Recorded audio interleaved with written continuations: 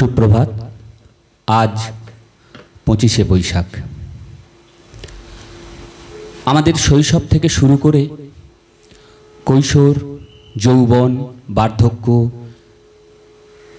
যে মানুষটিকে হৃদয়ে ধারণ করে আমরা বাঁচি, আমাদের সুখ, দুঃখ, আনন্দ, বেদনা, যে কোনো রকম অনুভূতিতে যে মানুষটি আমাদের আশ্রয়, যার চিন্তা চেতনা আমাদের জীবনে আলো সঞ্চার করে নব নব পথের সন্ধান দেয়, তিনি আমাদের মনের মানুষ, প্রাণের মানুষ, বিশ্বকবি রবীন্দ্রনাথ ঠাকুর।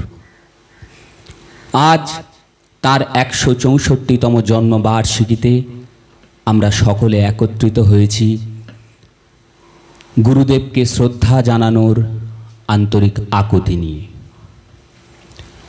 এই মিষ্টি সকালে অনুষ্ঠানের প্রারম্ভিক লগ্নে আমরা সর্বপ্রথম সভাপতির পদ গ্রহণের জন্য প্রস্তাব করব মাননীয় জগবন্ধু চক্রবর্তী মহাশয়কে।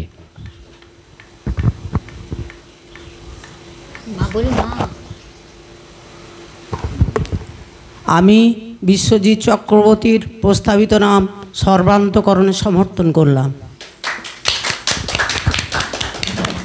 ধন্যবাদ।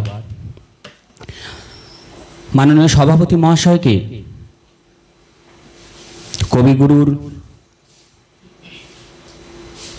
প্রতিকৃতির সামনে প্রদীপ প্রজ্বলনের জন্য অনুরোধ জানাচ্ছি।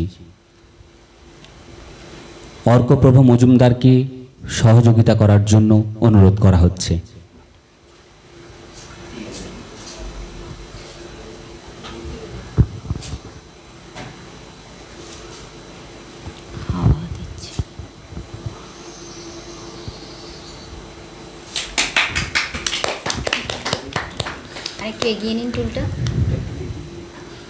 ধন্যবাদ মাননীয় সভাপতি মহাশয়কে। এরপর আমরা অনুষ্ঠানের শুরু করব। আজ হতে শতবর্ষ পরে কে তুমি পড়িছ বসি আমার কবিতাখানি কৌতূহল ভরে। আজ হতে শতবর্ষ পরে, শুধু শত নয়, শত শত বর্ষ ধরে এই কৌতূহল আমাদের মধ্যে সারা জীবন থাকবে। এই কৌতূহল নিয়ে কবিগুরুকে শ্রদ্ধা জানাবার জন্য আমরা উদ্বোধনী সঙ্গীত পরিবেশন করার অনুরোধ জানাচ্ছি ঝুম্পা চক্রবর্তীকে, সাথে সহযোগিতায় আঙ্গিক চক্রবর্তী। শুরু হচ্ছে আমাদের উদ্বোধনী সঙ্গীত। কবিগুরুর চরণে শতকোটি প্রণাম জানিয়ে আমি আমার গান শুরু করছি।